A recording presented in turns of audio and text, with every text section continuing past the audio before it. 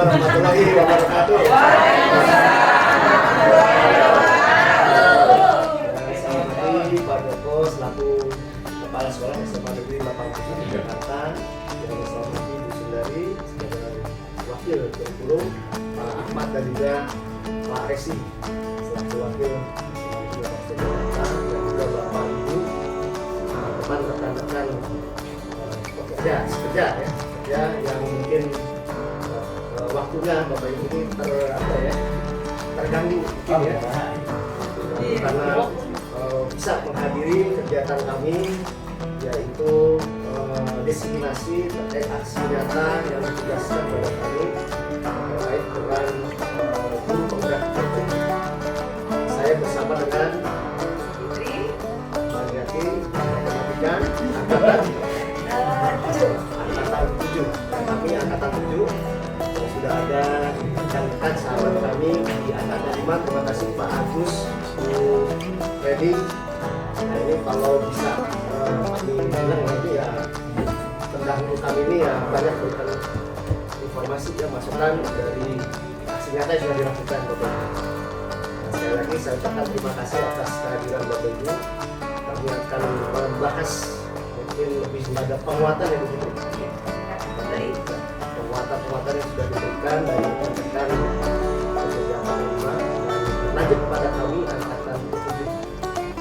Jadi menurut kami Bapak Ibu, ini sebuah sarana yang sangat baik dengan umum saat ini agar kita bisa lebih mendalami memahami tentang merdeka, karena semakin banyak rekan-rekan guru yang mengikuti CGP, maka perubahan transformasi pendidikan di era mendatang ini akan ada 10 guru CGP di sekolah, maka akan baik dibagi 2 guru yang mengikuti CGP dari sekolah lain, karena berarti kita siap Bapak Ibu guru untuk bisa melampaui bisa menerjemahkan dalam arti kurikulum merdeka dengan lebih mendalam lagi, karena ternyata tidak hanya sekedar kurikulumnya saja yang muncul nama kurikulum merdeka, tapi dengan program kami CGP itu lebih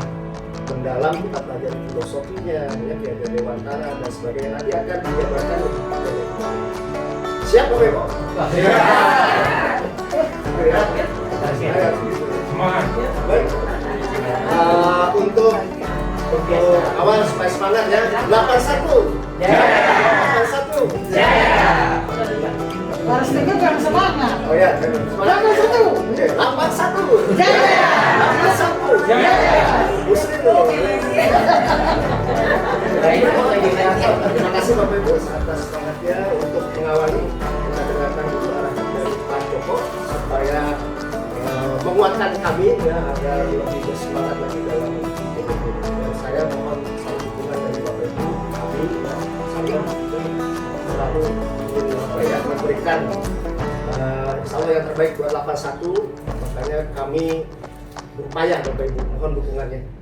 Ya itu saja dari saya, silakan Pak Joko untuk memberikan arahan. Saya dilihat di foto itu. Bismillahirrahmanirrahim.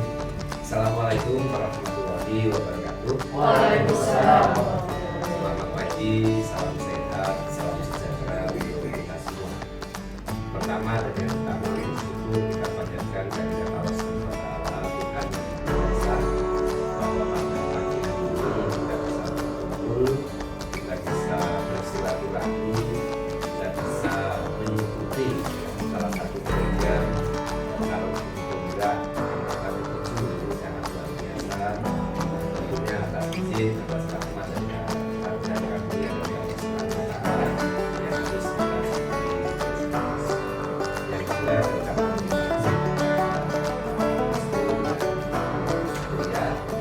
yang telah menginisiasi yang juga untuk mendorong kita semua dalam rangka transformasi pendidikan yang tadi sudah disebut dalam kita alhamdulillah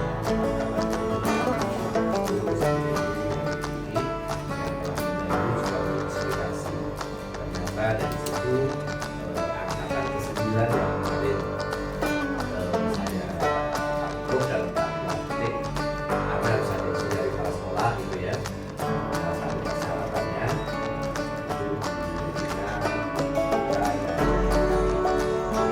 menyiapkan makanan-makanan tentunya ya, seluruh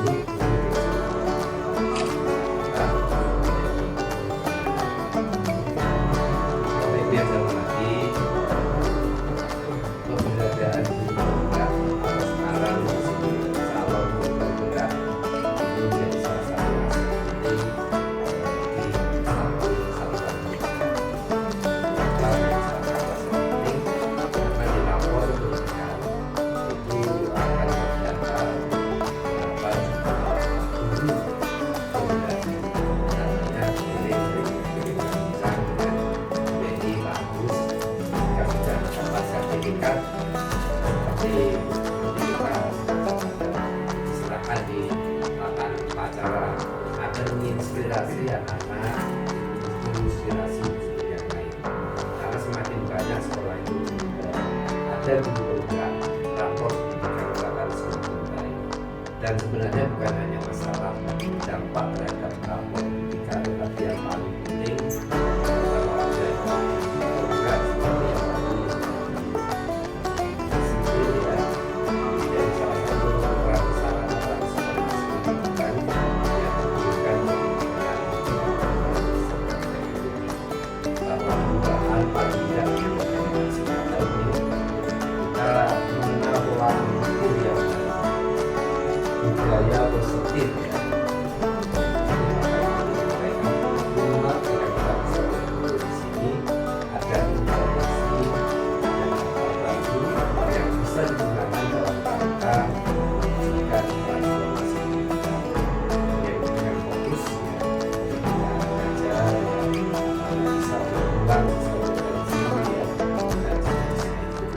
Dan yang lebih penting memang dampak dari aksi nyata ini mudah-mudahan sekolah ini atau SMA 81 benar-benar menjadi taman belajar yang menyenangkan, yang membahagiakan sehingga anak-anak itu bisa selamat dalam rangka menuju pendidikan ini.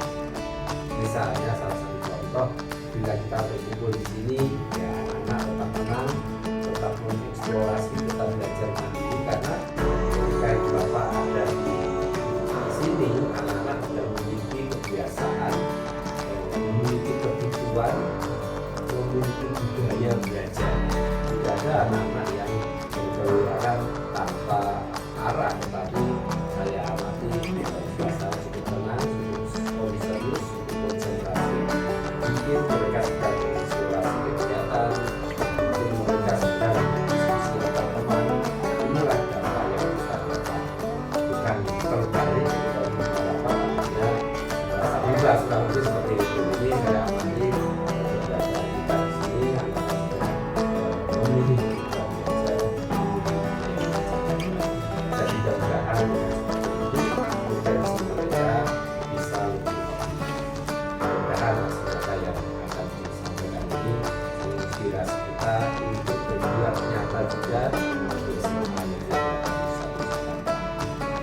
semoga ini tentunya tanpa penugasan tidak bisa bergerak sendiri, memposisikan diri bagaimana anak-anak ini bisa mencapai yang cita-citakan harusnya bila perguruan tinggi ya, dengan berbagai macam jalur masuk ini bisa menginspirasi, tidak ada apa namanya hal yang tidak mustahil ya, meskipun dari beberapa masih ada hal yang mustahil itu bisa melanjutkan jenjang pendidikan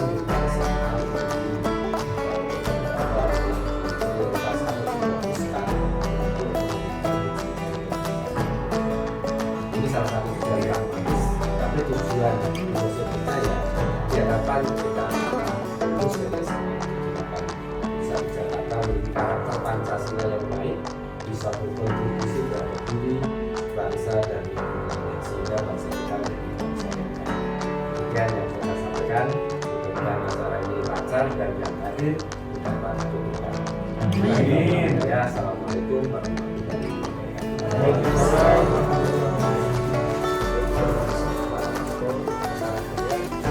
Langsung saja ya. Langsung kepada materi terkait dengan budaya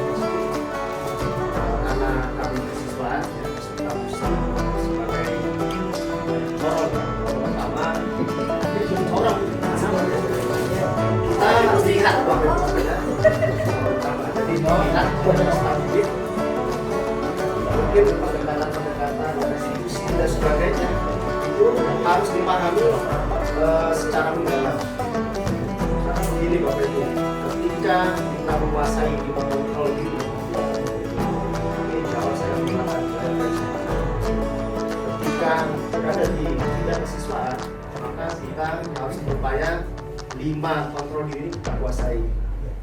Karena ketika menghadapi permasalahan yang berbeda, kita akan menggunakan yang mana. Tapi di dalam kurikulum merdeka tetap mengacu yang terbaik adalah pendekatan ya, dengan pendekatan restitusi dengan kontrol manager. Nah, itu diupayakan. Tapi tidak serta-merta itu dilakukan ya, kalau dalam pandangan kami ya, dalam pandangan kami tidak serta-merta itu dilakukan hanya manajer saja. Nah ini contoh Bapak Ibu. Kita melihat selama ini mungkin ada beberapa dari kita menerapkan kontrol ya, kontrol sebagai penghukum. Tapi bisa juga ya, kita sebagai pemantau. Nah, lalu bisa juga kita sebagai seorang manajer. Bisa juga sebagai teman Bapak Ibu. Jadi kita melihat pada diri kita, saya juga merefleksikan diri sendiri bahwa selama ini saya melakukan kontrol diri itu yang mana. Nah ini yang saya harus kuatkan. Artinya mana yang bisa lebih mengajak pada anak supaya dia berubah. Tadi merdeka dengan keyakinannya bahwa kesalahan yang mereka lakukan itu adalah hal yang keliru dan mereka memperbaiki atas dasar keyakinan yang muncul. Jadi bukan atas dasar ya mungkin kita penguatan saja Bapak Ibu sebagai penguat, tapi kembali lagi kontrol diri, keyakinan diri, ya kekuatan diri itu harus ditunjukkan melalui disiplin positif yang disampaikan melalui keyakinan yang dari diri siswa sendiri. Contoh Bapak Ibu, ya, karena kenapa saya ini perjalanan kesiswaan dengan ini, kadang-kadang saya harus menerapkan hukum. Karena bisa jadi ketika melakukan penghukum itu anak memang tidak bisa menerima. Tapi saya mulai kurangi itu. Ya kurangi dengan apa? Menyusun kata-kata untuk contoh kecil ya bisa kita menanyakan teman. Beda ketika menjadi seorang teman. Awas ya, kamu kalau melakukan ini nanti ya sampai ke sini. Tapi kalau sebagai penghukum, awas ya, kamu lakukan lagi. Kamu nanti akan jadi masalah.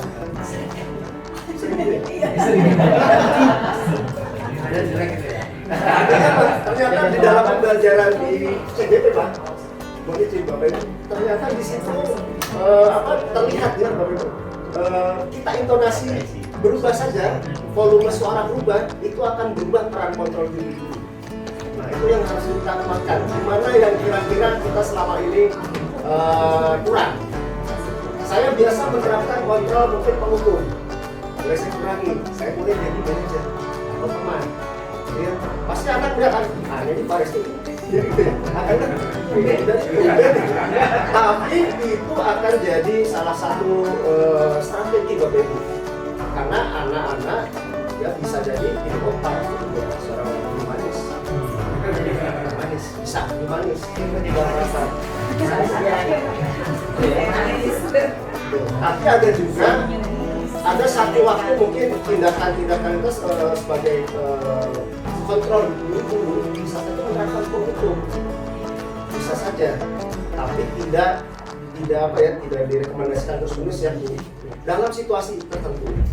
Nah ketika pendekatan mata pelajaran pembelajaran di kelas, mohon izin Bapak Ibu mungkin alangkah baiknya pendekatan dengan seorang manajer. Seperti itu. Kayak contoh kayak kemarin ya, anak-anak saya minta pada saat pembelajaran seni budaya ini sudah persiapan ujian praktek. Nah, ayo kita kaulah. Wah kaulanya lama, 5 menit Pak baru bisa tunggu saya udah di aula. Ya. Lama, habis sampai aula mereka duduk. Terus nggak ada yang bergerak gitu ya, nggak ada yang bergerak. Terus saya bilang, ya silakan, ya, kalian kalau sambil senyum Pak. Ya silakan kalau kalian mau bersantai-santai silakan, atau mau langsung melakukan juga silakan. Langsung bergerak mereka. Tapi kalau kita menggunakan kontrol diri seorang penghukum, ayo tidak ada yang ini bergerak semuanya. Jangan di sini, ayo ke kelompoknya masing-masing. Bisa saja jangan dia Pak, tapi bisa jadi tumbuhnya keinginan itu bukan berdasarkan keinginan dia sendiri, tapi atas dasar keterpaksaan bisa saja. Maka dalam pembelajaran sama mendisiplinkan ketika bergerak di kesesuaian berbeda. Gitu ya, makanya anak-anak kalau di kelas ada 8 mata pelajaran berbeda. Tapi kalau terkait disiplin, keterlambatan sebagainya, ada satu waktu yang memang harus ada kalimat-kalimat, intonasi-intonasi yang menguatkan. Tapi setuju tidak boleh mengkebiri. Istilah mengkebiri itu apa? Melemahkan anak dari sisi kata-kata kita. Kata-kata itu tajam ya, tajam. Silet. Tajam. Nah ini Bapak Ibu, jadi kita tetap direkomendasikan menggunakan kontrol manager ya, kontrol manager, tapi tetap semua kontrol diri pun harus kita kuasai. Nah ini dia, konsekuensi netral, lakukan apa yang saya katakan. Lalu restitusi, nah ini restitusi sangat menarik ya. Apa hal ini yang sesungguhnya ingin kamu lakukan? Pendekatan restitusi akan lebih efektif jika pendekatannya personal. Tapi ketika yang terlambat rombongan, Bapak Ibu, nah, yang datang 50 anak datang sekaligus masuk sekolah di depan gerbang, apa pendekatan yang akan dilakukan? Bu Setia. Bareng-bareng. Pendekatan apa? Sebagai teman, sebagai manajer, sebagai pemantau, sebagai penghukum. Pemantau. Satu lewat satu. Mantap. Sebagai piket, Pak Ujin, Pak Budi Suwari. Makan banget.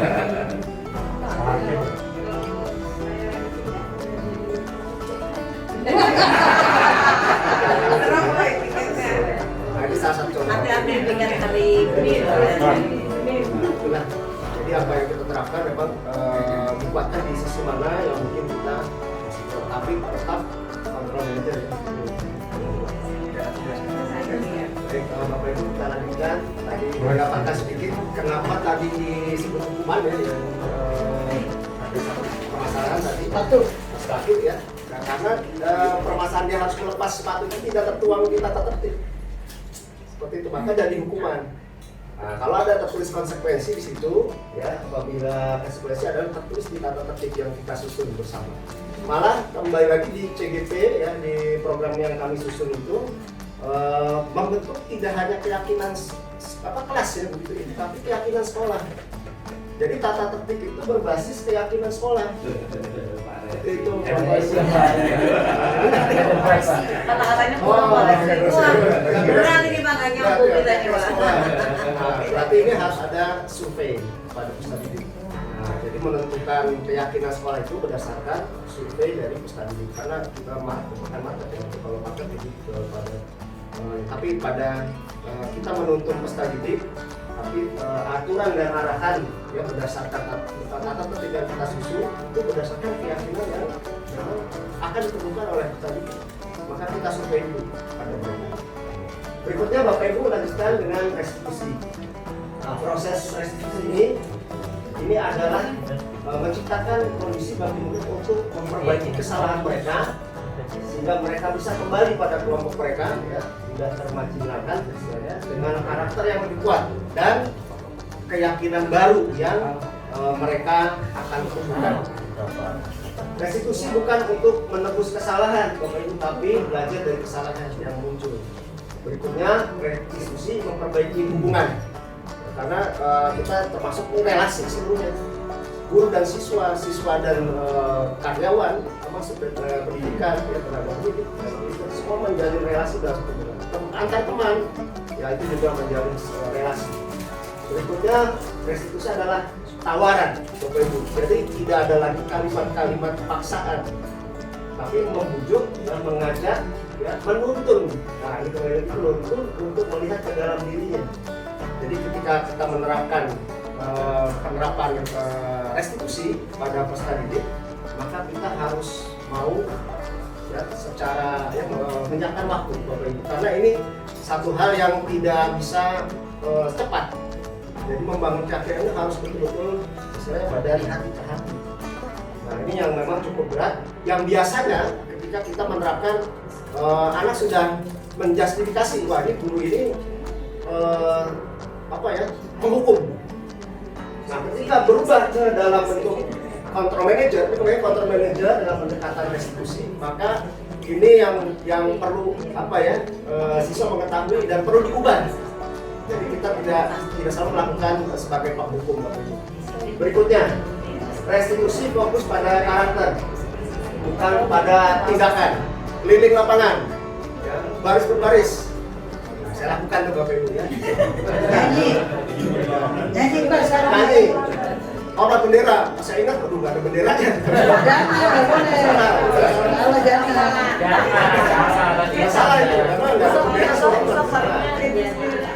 Lalu restitusi fokus pada solusi. Solusi ini bagaimana? Solusi yang terbangun dari dirinya sendiri. Berikutnya, dengan segitiga restitusi mengembalikan murid yang berbuat salah pada pokoknya. Artinya gini Bapak Ibu, kita mungkin ini kawan-kawan di BK lebih memahami ya. Ketika ada permasalahan, kita langsung serahkan ke BK saja. Padahal dalam kondisi tertentu Bapak Ibu, ketika kita menghadapi siswa di dalam pembelajaran mata pelajaran kita, maka pendekatan restitusi ini bisa kita lakukan dengan segera.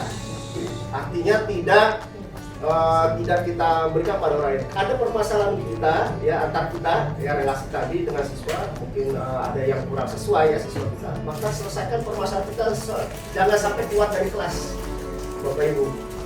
Selesaikan permasalahan di dalam kelas kita. Kalau sudah tahapannya yang levelnya sulit, baru silakan ke BK, kesiswaan dan yang lainnya. Tapi ketika kita bisa menyelesaikan dengan restitusi di kelas kita, maka gunakan ini Bapak Ibu. Ibu itu gimana? Pertama, saya sebagai teman. Nggak ada nama. Mudah bagi saya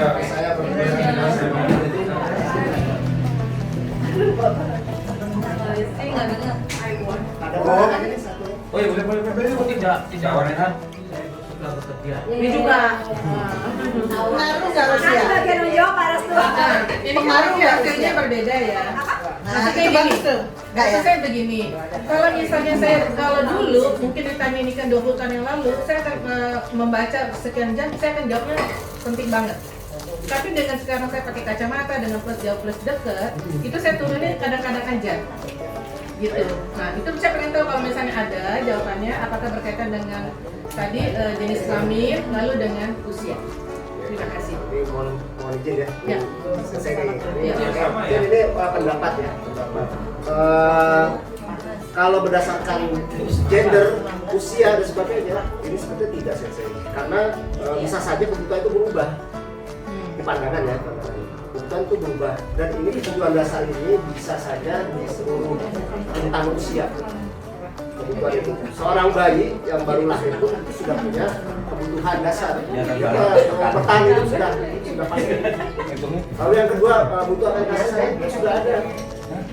Dan jadi ini tidak hanya usia tertentu, karena kebutuhan itu akan terus terbawa sampai kita mungkin tutup usia. Ya, tapi berubah bisa. Ya, berubah bisa. Jenisnya bisa. Ya, tergantung kebutuhan apa yang saat ini. Saat ini. Saat ini kita sangat membutuhkan. Jadi ini adalah 5 kebutuhan dasar ini merupakan satu hal yang perlu kita pahami.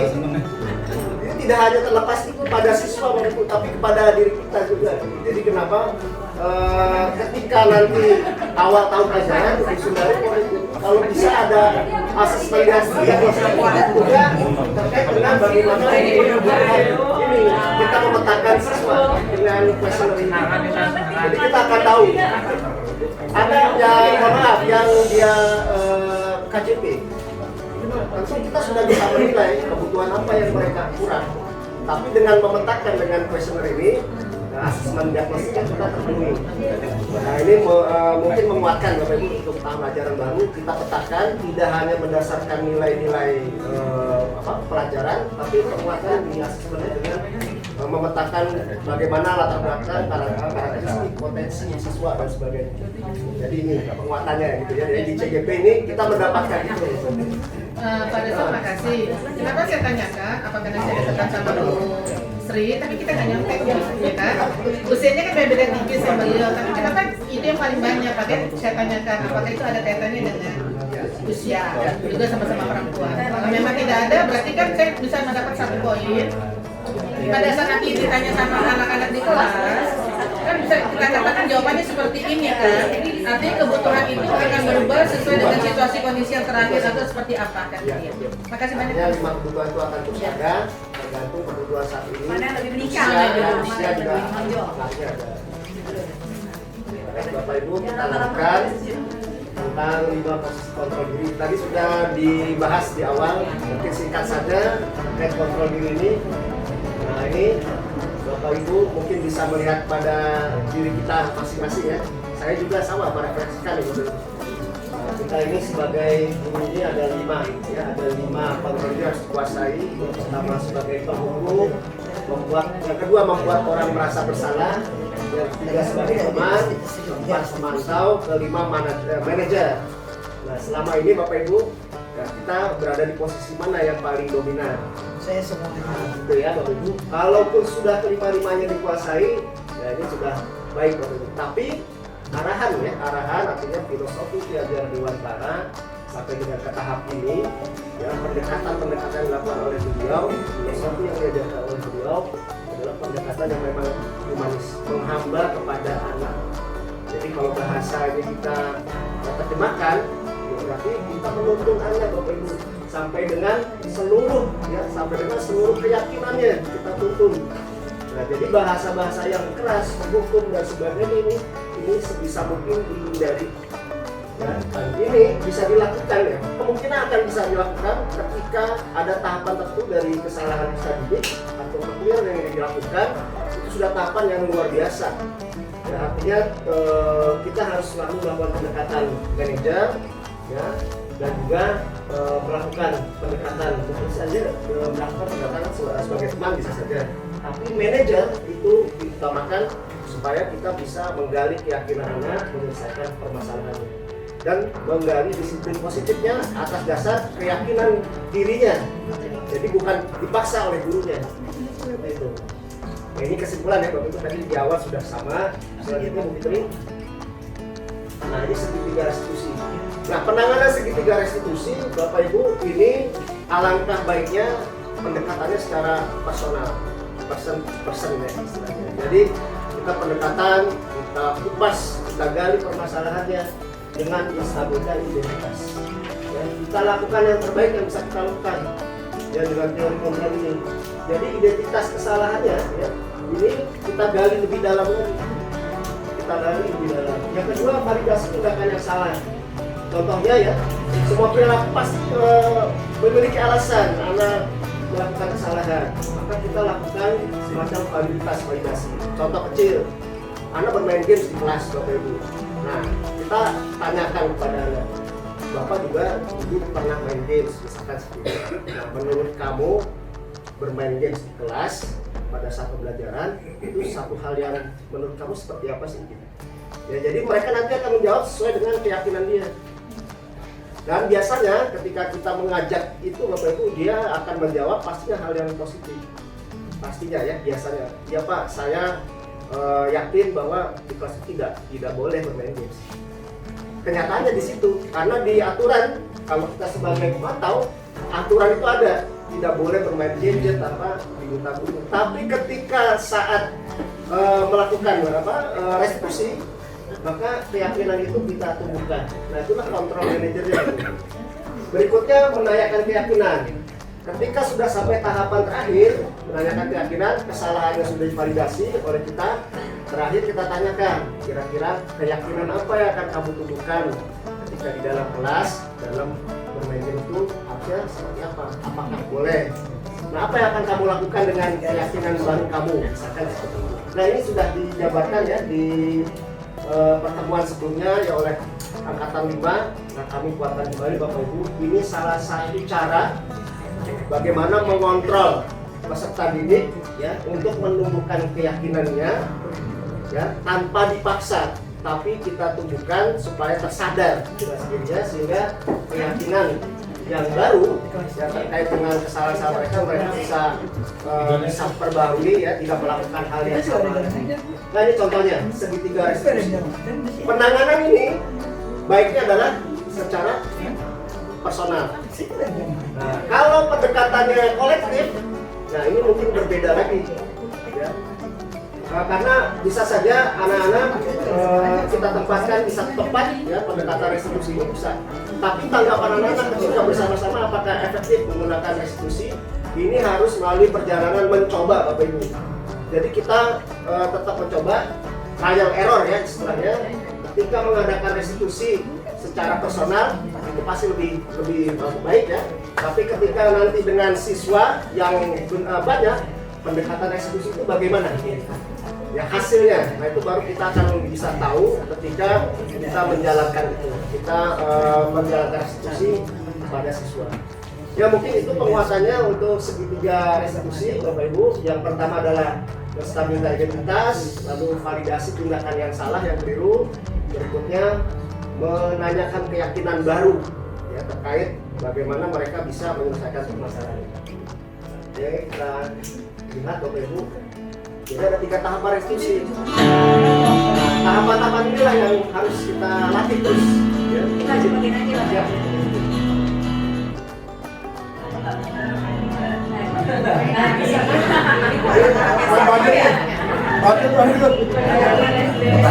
Itu anak bermasalah.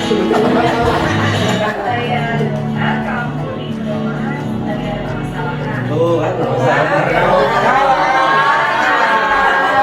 Ada masalah ya bapaknya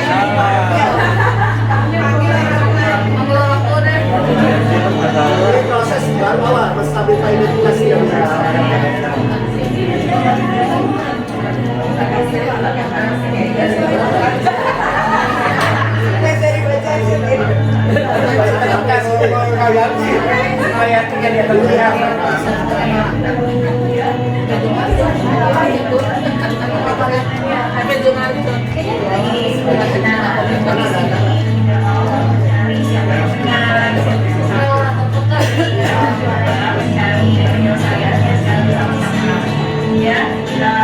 tambahannya sampaikan dari kata-kata melakukan perhatian dulu yang bagus, melakukan perhatian dulu pada anak. Jadi betul-betul kita diskusikan Sekarang kita coba bicara tentang keyakinan kelas yang kita sudah tahu. Kira-kira kita kembali tadi pada saat kamu apa keyakinan kelas yang kira-kira belum kamu tunjukkan? di sini menunjukkan keyakinan. Prosesnya sudah tahapan menunjukkan keyakinan.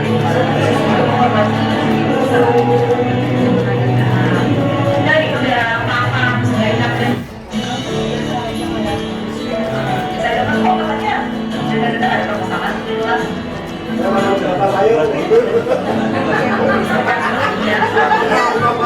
saya belum melengkapi.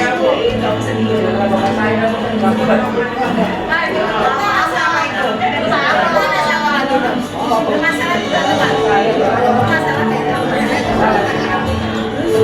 Masalah karena bapaknya itu tahu.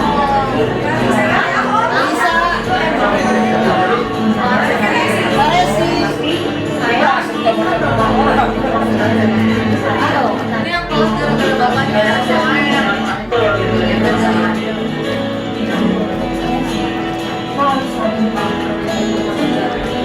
Yuk ya.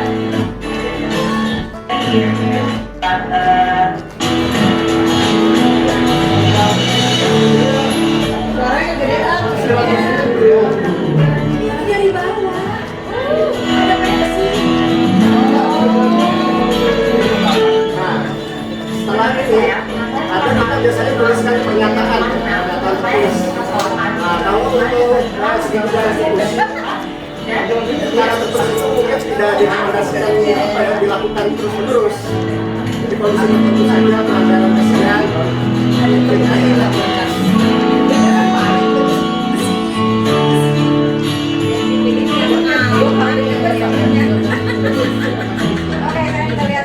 Nah, ini ya saya ada sebuah cerita ya, ada kerjasama sama anak sini. Jadi diambil gambar permasalahan awalnya kenapa dulu Bapak Ibu. Nah, jadi supaya Yulianto paling mas Topa. Coba siapa nih kalau sama Gila toh. Laina ya? ini masalah ini. Dia ada yang gini.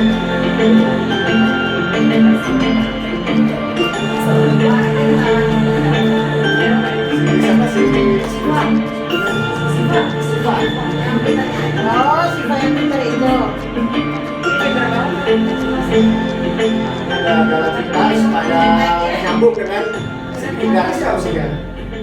Gurunya si Andrea.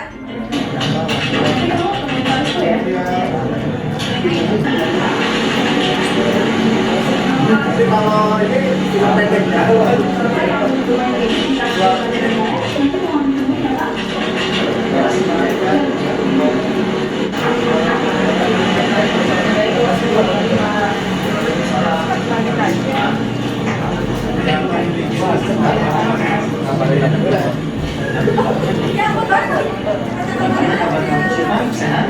Alhamdulillah saya. Pakai wacana tadinya. Syukurlah kalau begitu.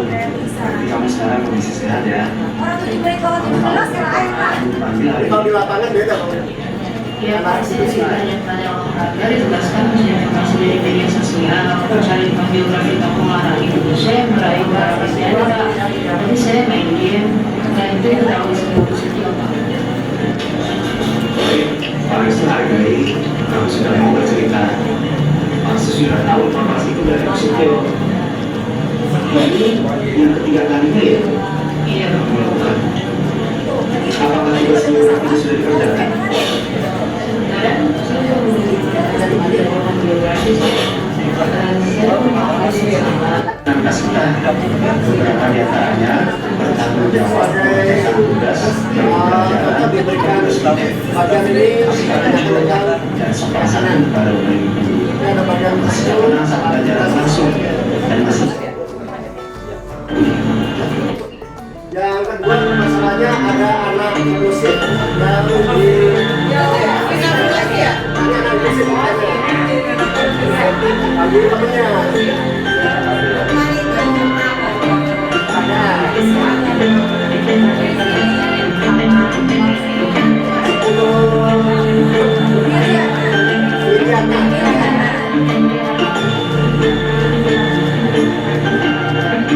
Oh, Bilkis.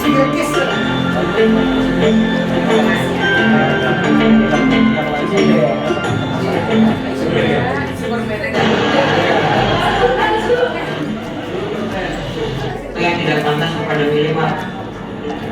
apakah kamu bisa menceritakan? Iya Pak, tadi pada saat jam istirahat saya tidak ke kantin Pak, saya membawa bekal, kemudian saya makan di kelas Pak. Saya tetap di kelas dan saya merasa terganggu Pak dengan adanya Mili Pak di kelas. Dia mengganggu saya, lalu saya menghadap dia dan mengatakan sesuatu yang tidak pantas kepada Mili Pak. Baik Kak Yonan, apa yang kamu katakan kepada Mili? Alhamdulillah melakukan spontan yang menyadarinya. Pak Restu juga memahami, mungkin tidak hanya kamu yang melakukan restu. Sudah beberapa kali melihat teman-temanmu ada juga yang pernah bisa. Iya Pak, saya sudah memahami Pak. ya cukup ya Bapak Ibu ya contohnya ini ya nanti Saya mohon maaf. inilah segitiga diskusi contoh penanganan untuk siswa yang mungkin bermasalah Bapak Ibu. Pendekatannya adalah pendekatan yang humanis ya. Jadi tidak lagi yang kita menuntut, bukan menuntun, tapi kita upayakan menuntun siswa, membangun keyakinan diri siswa. Demikian selesai ya begitu ya. Demikian Bapak Ibu diseminasi aksi nyata dari kami. Terima kasih atas kehadiran Bapak Ibu, dukungan, support, dan saya doakan juga Bapak Ibu banyak keberkahan ya. Dan teman-teman yang gesit-gesit, yang muda-muda, yang usianya memenuhi syarat untuk mengikuti CGP, bisa mengikuti Bapak Ibu karena banyak hal baru. Ya, saya juga banyak belajar, tidak apa ya, kita yang paling paham tidak Bapak Ibu, tapi ketika terjun kita mendapatkan satu hal ya, paradigma berubah, transformasi pendidikan yang tentunya ke depan itu jadi tantangan buat kita. Lalu yang berikutnya yang usianya di atas 50 bisa ternyata, yaitu mengikuti PP, belajar praktek. Nah, jadi bisa mengikuti itu, dan yang PP ini justru yang melatih kami yang CGP. Seperti itu. Ya, yang mau bisa bisa. Jadi sebagai PP pengajar. Mungkin ada kata-kata dari Terima kasih yang pasti mohon kerjasamanya untuk bisa mewujudkan budaya positif di SMA 87 Jakarta yang konsisten. Terima kasih banyak. Silakan. Terima kasih. Pak Restu, Mohon maaf jika ada kesalahan dan kekurangan. saya mau komentari. Mau bertanya? Enggak, mau mengomentari, saya tertarik dengan kata tergerak, bergerak, dan menggerakkan. Nah, artinya, mohon maaf, CGP, calon guru penggerak dan guru penggerak, semoga bisa menggerakkan kita semua. Amin ya rabbal alamin. Terima kasih Bu Siti. Terima kasih Bu Siti ya. Bu Sundari, ada disampaikan Bu Sundari.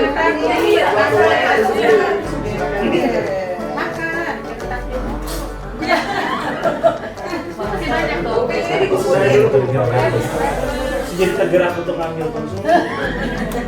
Sering bergerak-gerak.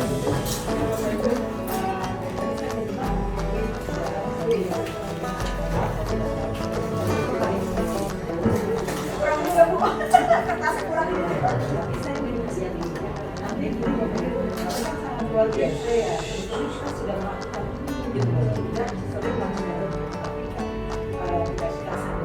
bahwa ini teorinya gitu. Kita ini tidak sekedar teori, juga diterapkan dalam keseharian kita. Ya sama ini siswa ada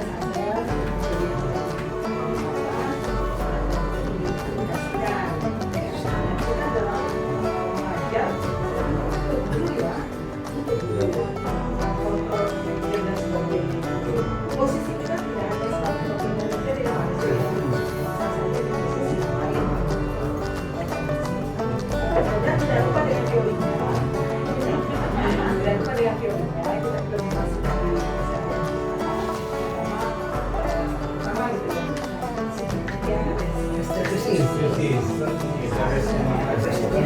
ya, restu mahal. Artinya ini tidak sekedar sinetron, tapi benar-benar itu diterapkan di keseharian. Pada itu dan Fikri biasa ada yang kita bisa keren tadi pertama bergerak, kemudian menggerak dan menggerakkan. Tapi tidak cuma sekedar di ini ya Pak, aksi nyatanya Jadi contoh. Insya Allah. Terima kasih. Contoh Ibu Fikri. Baik Bapak Ibu, terima kasih Bu Sundari, terima kasih Bapak Ibu seluruhnya. Mari kita tutup dengan baca hamdalah. Alhamdulillah. Sudah selesai aksi nyata, kepada kami mohon dukungan selalu support ya, dan juga kita jaga sekolah supaya bisa maju jaya. Bapak satu. Jaya. Satu. Jaya. Luar biasa. Terima kasih ya. Assalamualaikum. Terima kasih.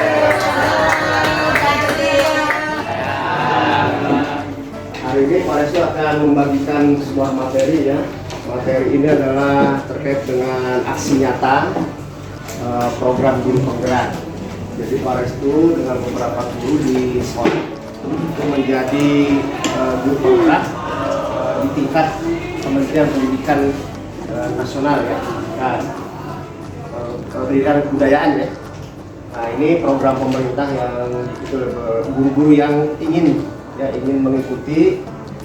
Nah, mudah-mudahan kalian bisa melihat ya materi ini ya supaya bisa dipahami oleh kelas, dipahami oleh mungkin diri kita sendiri, jadi bekal ya untuk masa mendatang. Oke, kita mulai. Nah, ini gambarnya memang unik ya karena kita ada tim Pak Restu berdua di sini dengan Bu Fitria Rahmaniati. Diajarin nggak Bu Fitria? Jadi angkatannya adalah angkatan 7 ya. Oke, kita mulai. Budaya positif asal-asalnya apa sih yang akan kita kembangkan ya, budaya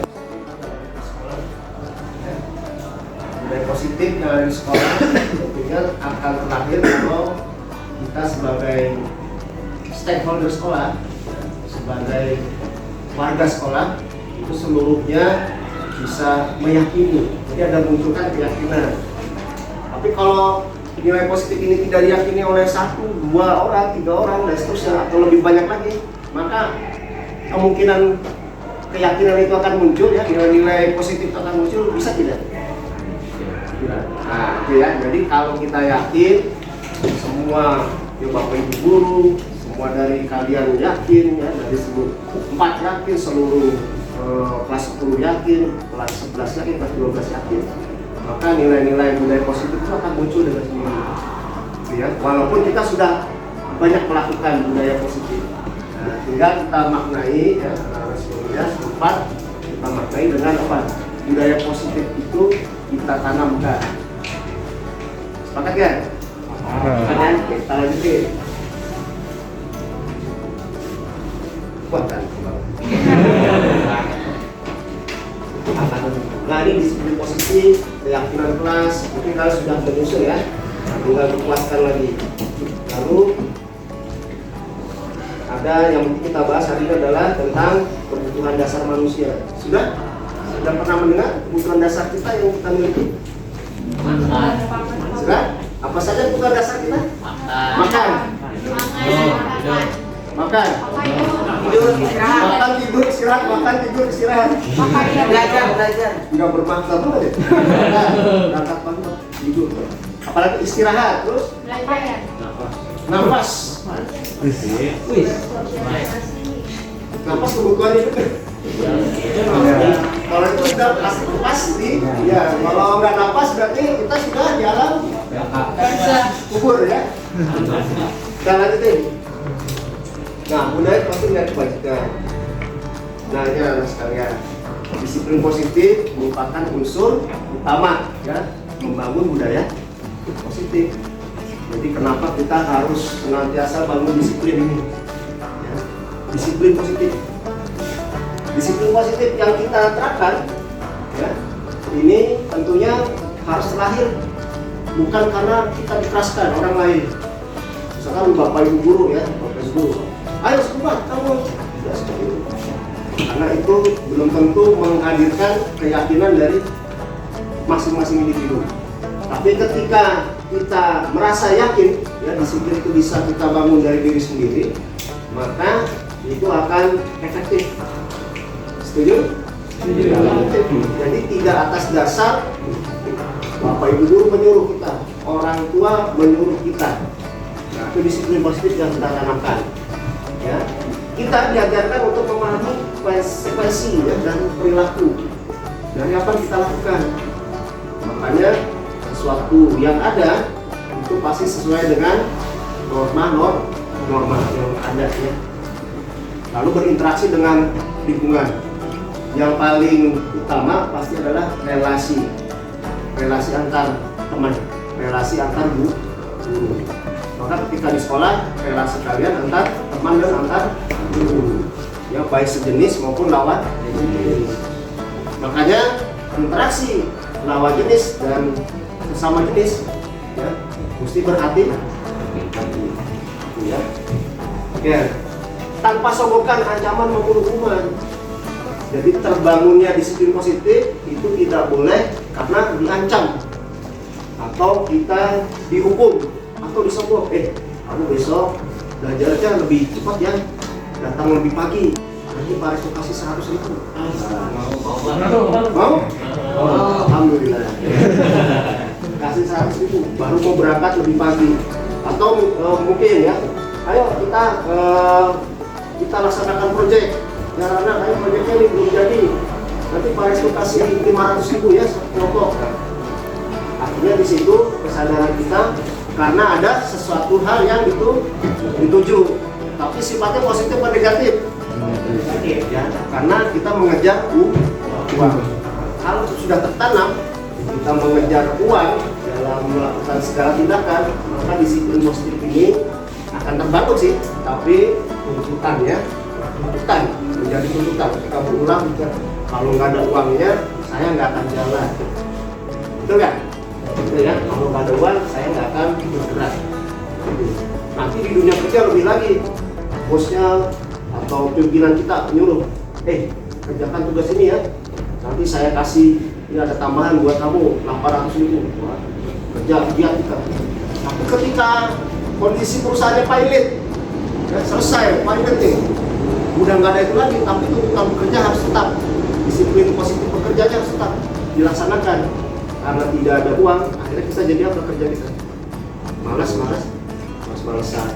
Kita jadi adalah nanti aja orang nggak ada uangnya. Jadi tuntutannya adalah karena uang, ya. Karena gede. Masih semangat? Masih semangat.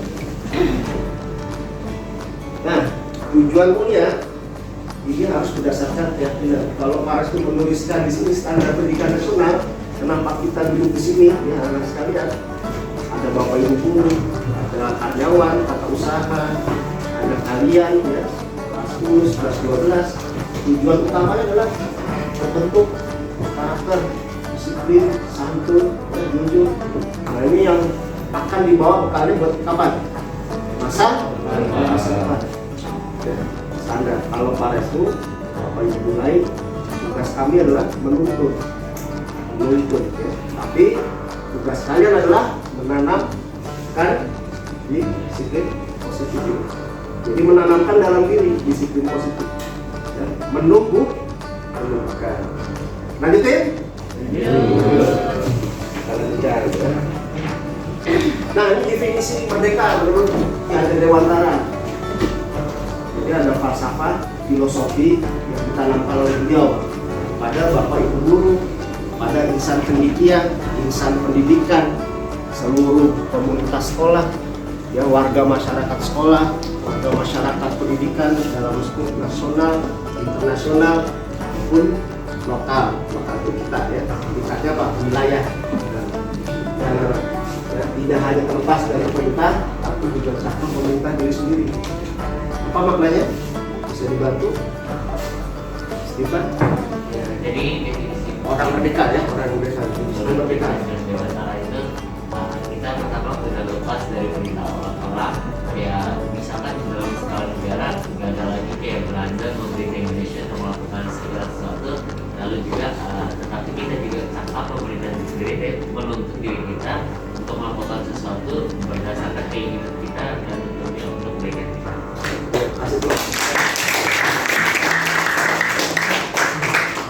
Jadi kita cakap pemerintah diri kita sendiri. Kita bergerak atas dasar keinginan kita sendiri. Kita menuju sesuatu, mencapai tujuan atas dasar keyakinan, kemampuan diri kita sendiri. Ada lagi mungkin pendapat lain? Ketua kelas kita? Kebebasan sama? Oh sama. Ya. Kasih plus juga, nggak apa-apa. Kayaknya Elmo beda nih, Elmo ya. Sama.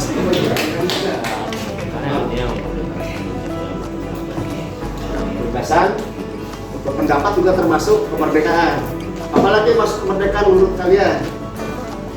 Coba. Ada. Dulu. Gimana lu?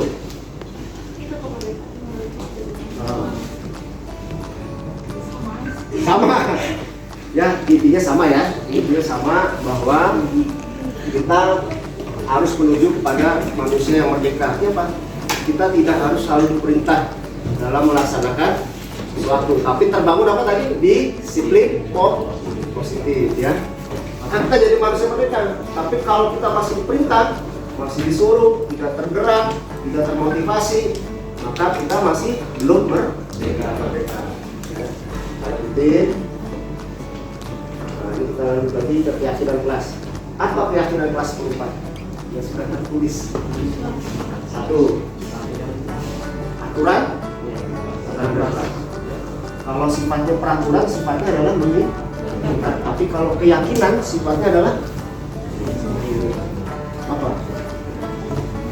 Beda nggak peraturan dengan keyakinan? Beda. Kalau peraturan adalah, Devon? Peraturan itu untuk mengatur yang ada di kelas. Ya. Peraturan mengatur yang ada di kelas, maka hubungannya dengan konsekuensi. Tapi kalau keyakinan, kaitannya dengan apa? Kepercayaan, kebersamaan, lalu apa? Kesepakatan. Oke, kalau yakin, kalau kita mau apa nih? Karena sudah yakin, maka dia akan jadi kesepakatan bersama. Tapi kalau peraturan, berarti mengatur tata tertib. Ya, ada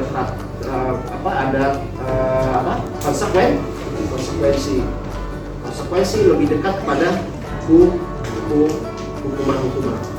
Tapi kalau keyakinan, kesepakatan itu karena terbangun disiplin bersama. Disiplin apa tadi? Oh, oke. Keren ya. 11 tambah. 10 Pak. Lanjut lagi. Nah ininya kesimpulannya. Sesuatu yang diyakini bersama berasal dari pengetahuan pikiran menjadi nilai-nilai kebaikan. Sudah ada keyakinan kelas ini? Sudah ada keyakinan kelas kita? Sudah ada? Coba sebutkan satu keyakinan yang akan ditumbuhkan.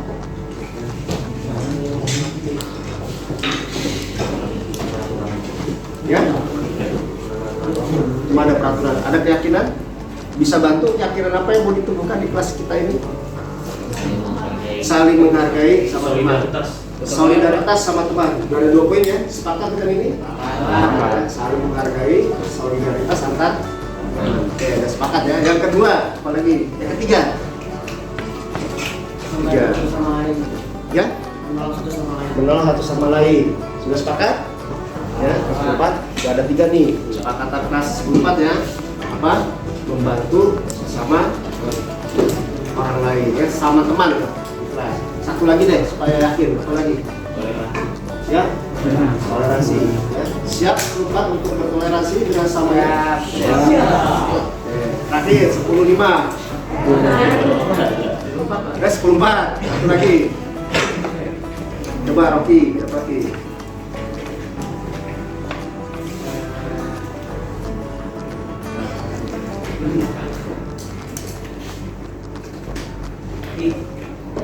Jadi udah Satu lagi. Nah, ini belum konsentrasi. Semuanya berdiri ya, berdiri ya, siap. Konsentrasi. Siap. Sebutkan apa yang Pak Restu katakan ya. Sebutkan ya, ulangi apa yang Pak Restu katakan. Ya, siap. Siap ya? Sudah? Konsentrasi. Oke, bareng. 1, 2, 3, konsentrasi. Udah konsentrasi? Udah. Ular, tupai. Ular, cacing. Ular, kumbang. Yang benar dapatannya ya. Berapa jumlah ular? Nah, ya berarti salah semua. Kenapa? Karena harus mengikuti apa yang Pak Restu katakan. Harus jumlah. Sebutin apa? Berapa jumlah? Duduk. Masih banyak yang bingung ya. Ya, nggak harus dijawab, tapi itulah konsep. Ular. Berapa jumlah ular yang ada? Karena harus apa? Ngikutin apa ya? Nah, tepuk tangan buat Ustaz. Lanjutin lagi. Belum konsep ya. Nah, ini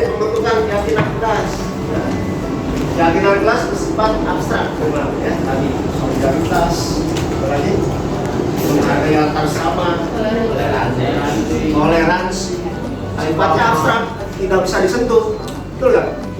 Tidak sulit disentuh, tapi itu keyakinan itu senantiasa dalam bentuk yang positif, ya. Dan pernyataan-pernyataan yang universal. Toleransi universal ya, ada di ketetapan hak asasi manusia, toleransi pada seluruh umat manusia.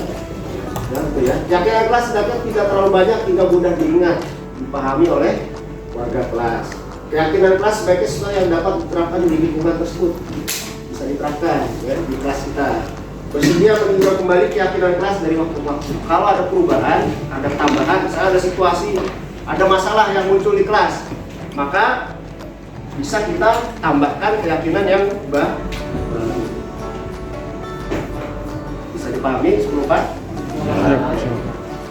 Siap dilanjutin? Siap. Oke, mantap ya. Lanjut lagi. Ini kebutuhan dasar manusia. Kebutuhan dasar. Bertahan, hidup pertama. Kenapa kita harus makan? Ya? Benar, kenapa yuk? Kenapa kita harus bertahan hidup? Kalau tidak kita mati. Kenapa harus bertahan hidup? Kalau tidak kita mati.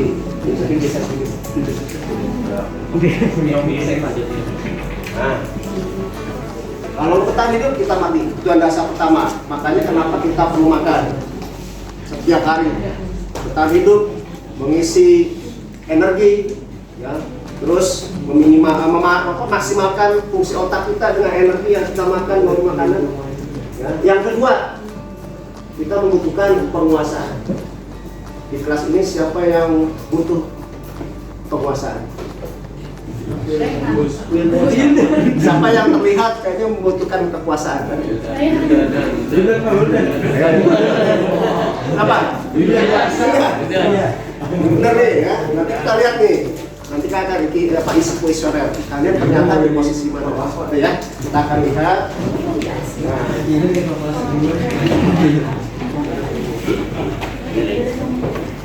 Nah, ini dibagiin ya. Ini begini yuk. Yuk. Kalau lebih dikembalikan ya. Aduh ya.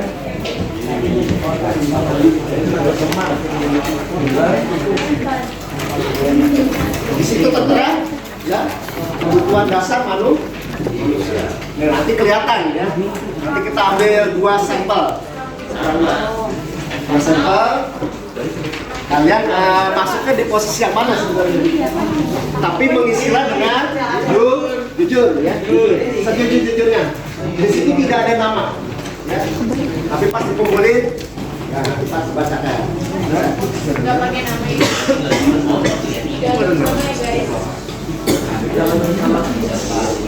Boleh tulis namanya kecil saja pakai pensil kali ya. Pakai pensil. Kayak checklist. Saya nomor 1, saya senang berteman. Ya, tulis. Tapi kalau ada yang bilang berteman itu bukan kebutuhan dasarnya, tulis usahakan. Nah, jadi tulisan dengan jujur ya. Kerjakan masing-masing. Kedua, mudah bagi saya berbicara dengan siapapun. Nah, benar nggak pernyataan tersebut? Di dalam diri saya mudah nggak berbicara dengan orang lain? Kalau kadang-kadang saja, tulis 3 ya poinnya. Atau di checklist 3 gitu ya. Isi poinnya aja 3 dan seterusnya. Saya suka berteman, ya, sudah tulis 5. Saya suka mengobrol lewat telepon. Ternyata kurang suka, ya tulis poinnya 1.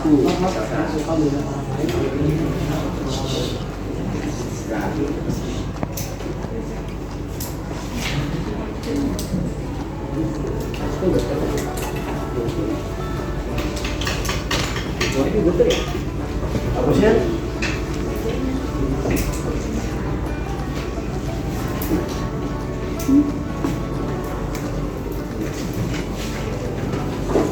Ya, agak cepat ya. 1 menit. Ya, nggak usah tanya temannya, tanya diri sendiri. Tanyakan kepada diri sendiri. Ya. Ada yang apa belum dapat?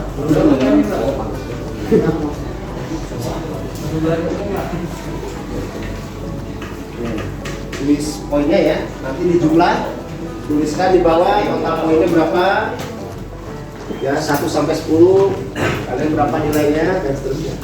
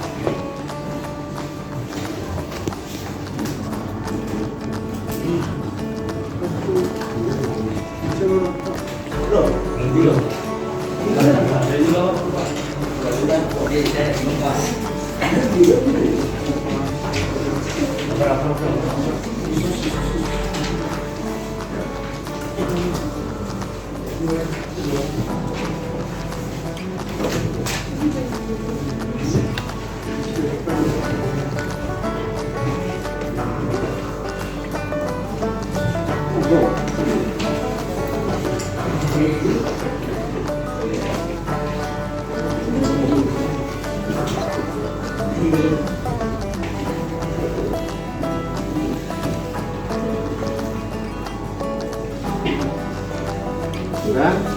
Jika sudah, nanti tuliskan di paling bawah ya, ada total poin nomor 1 sampai 10. Nah, kalian lihat, batasi sampai nomor 10, jumlah poin kalian berapa? Misalkan 5-nya ada 4, kali berarti 5 tambah 4, 5 kali 4, 20. Terus nomor 6 sampai 8 misalkan poinnya 3, maka 20 tambah 15 ya, dan 10. Maka isilah total poin nomor 1 sampai 10.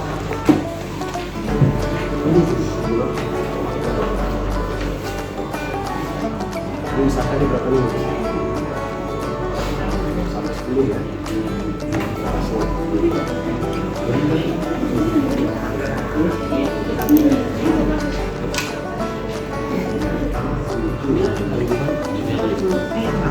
Kita 5 kan, terus tambah ini 1, 2, 3, 3 tambah 3, 9, tambah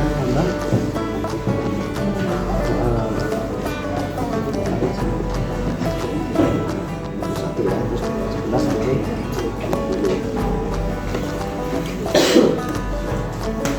Oke, sudah selesai. Ya, jangan nanya ya, jangan tanya. Bicaralah pada diri sendiri. Nah.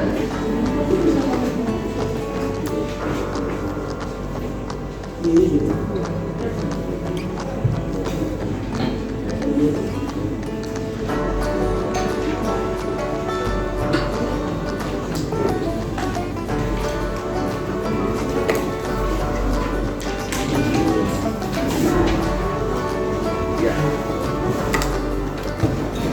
Nah, ini ya.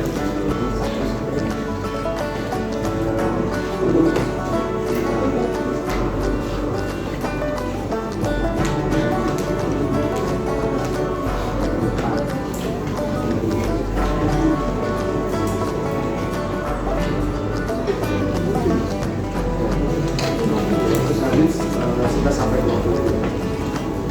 Masih bingung cara menghitungnya? Di batas dari nomor 1 sampai 10, pertanyaan 1 sampai 10. Nah, dijumlahkan berapa poin 5 yang didapatkan, berapa poin 3, dijumlah ya. Nah, dapatnya berapa? Lalu berikutnya 11 sampai 20. Nah, dapatkan jumlahnya berapa? Ya. Nah, inilah 5 dasar ya, sampai dengarkan 5 dasar kebutuhan manusia. Dan dalam kuesioner yang diberikan, nah disitulah muncul ya, kebutuhan-kebutuhan yang mungkin saja ada di dalam kebutuhan mendasar dari diri kita ya. Tentang hidup, kesenangan, penguasaan, kasih sayang dan kebebasan.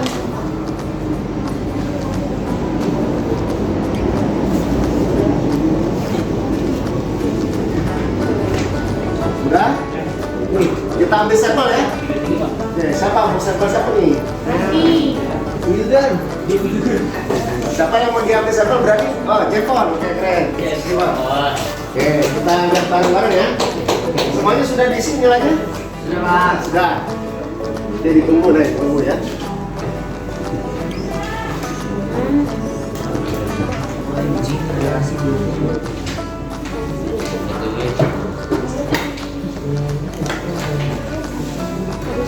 Sudah?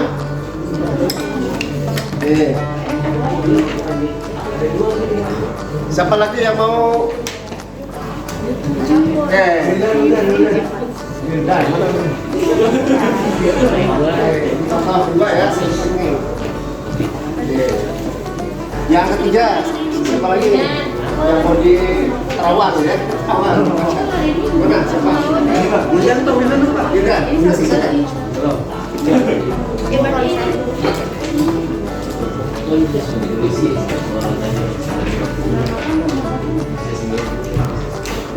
Oke, nanti habis ini Wildan ya. Yang kedua kelas. Apa sih, Pak? Kelas. Kita baca ya. Nah, ini kita baca salah satu. Ya. Mari kita lihat bersama kuesionernya ya. Saya senang berteman. Kira-kira dari 5 ini masuk ke mana? Masuk ke kebutuhan untuk diterima. Kebutuhan, rasa, ya. Poin kedua, mudah bagi saya berbicara dengan siapapun. Kasih sayang. Nah, saya suka bekerja dengan orang lain. Ya, berikutnya saya menghabiskan banyak waktu dengan orang lain. Keenam, saya ingin orang menyukai saya. Berarti rasa apa? Kasih sayang dan rasa diterima. Poin 1 sampai 10, kebutuhan dasarnya adalah kasih sayang dan rasa diterima. Jika poinnya tinggi, maka sebetulnya kita sangat membutuhkan itu. Betul ya? Ya, poinnya tinggi, kita sangat membutuhkan banget. Ya. Yang pertama, ini siapa nih? Amel ya? Oke, Amel. Angel Pak, Angel.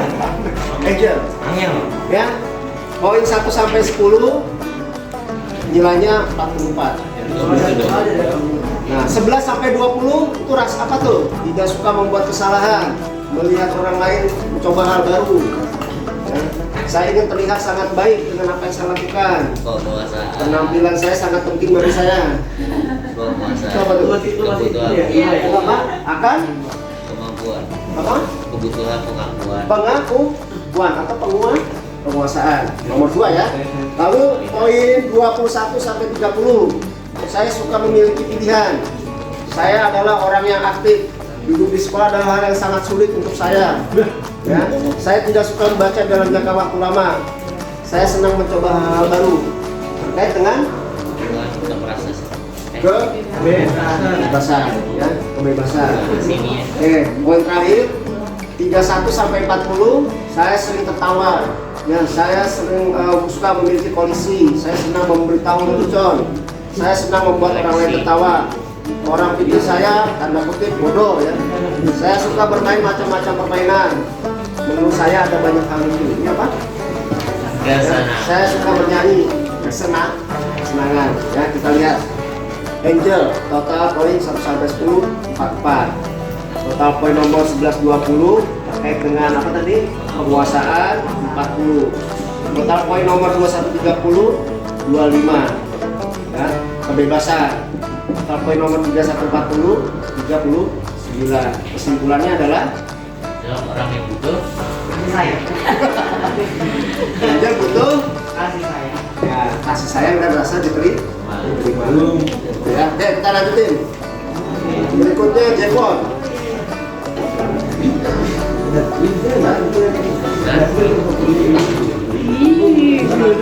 Total poin nomor 1 sampai 10 48. Wah, tinggi nih. Poin nomor 11 20 38. Total poin 21 30 39. Total poin 31 40 38. Maka ini sebenarnya seimbang ya, tapi kebutuhan yang sangat diharapkan adalah kasih sayang dan rasa diterima. Benar gak nih? Betul ya? Angel benar gak? Benar. Benar Pak. Oke, siapa lagi yang mau dibaca? Udah 12 ini gue 9. Sini.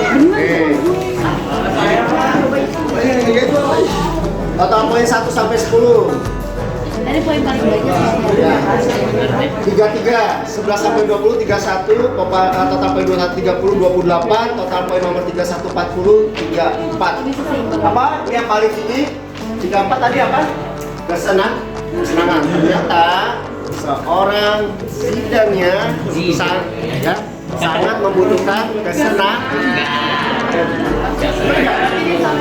Kurang kesenangan nih. Kurang merasa senang. Aduh, parah banget. Jangan sih. Ya, karena dia merasa ini yang sangat Terasa juga. Padahal kita apalagi juga tak. kayaknya Wahyu. Apa lagi? Ini tadi gimana? Poinnya yang pertama 1 sampai 10 36, 11 sampai 20 32, 21 sampai 30 26, total poin 31 sama 40, 31 sampai 40 adalah 40. Ini Wahyu termasuk sebenarnya adalah kesenangan ya. Kebebasan kesenangan, kebebasan ya. Dan yang sangat dibutuhkan adalah kebebasan. Jadi dia duduk di sekolah itu sangat berat. Aduh, bener kan? Nah, ada di sini nih. Kita lihat nilai poin tertinggi dan terendahnya saja ya. Kalau yang terendah dari Jevon tadi adalah wah tinggi semua, berarti seimbang nih. Seimbang ya. Angel yang paling rendah itu 25, yaitu kebutuhan akan kebebasan. Ya, rendah juga ya. Siapa lagi? Nah,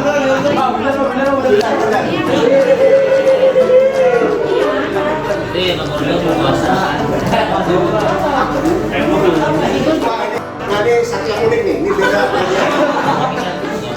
Ya, total poin nomor 1 sampai 10 14. Poin 11 sampai 20 26. Total poin nomor 30 23, total poin 31 40 32. Jadi kurang kasih sayang.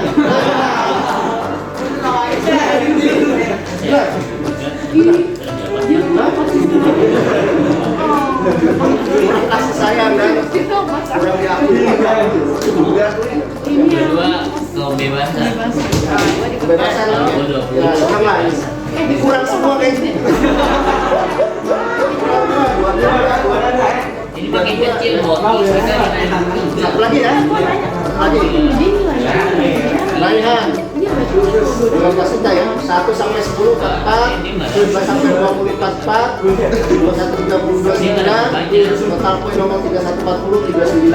Artinya ya kasih sayang ini termasuk sangat membutuhkan. Sangat bisa saja teman kita saat ini ya di sekolah mendapatkan kasih sayang dari teman-temannya. Tapi di rumah mungkin belum mendapatkan, atau sebaliknya di rumah dapat kasih sayang teman-temannya, di sekolah dia kurang mendapatkan. Ya sama relatif ya. Oke baiklah, kita coba ya. Siapa satu lagi ya? Aja. Nah ini. Nah ini. Oke, Rahel ya, Rahel 1 sampai 10 44, 11 sampai 20 38, 21 30 22, 41 40 32. Artinya memang butuh kebebasan. Oh, alhamdulillah. Kita di kota kecil. Dan juga membutuhkan kasih sayang. Kita lihat poin tertinggi dan rendahnya ya. Oke, jadi kesimpulannya apa? 10 ya, sudah bel ya. Kita sebutkan bahwa kita harus berupaya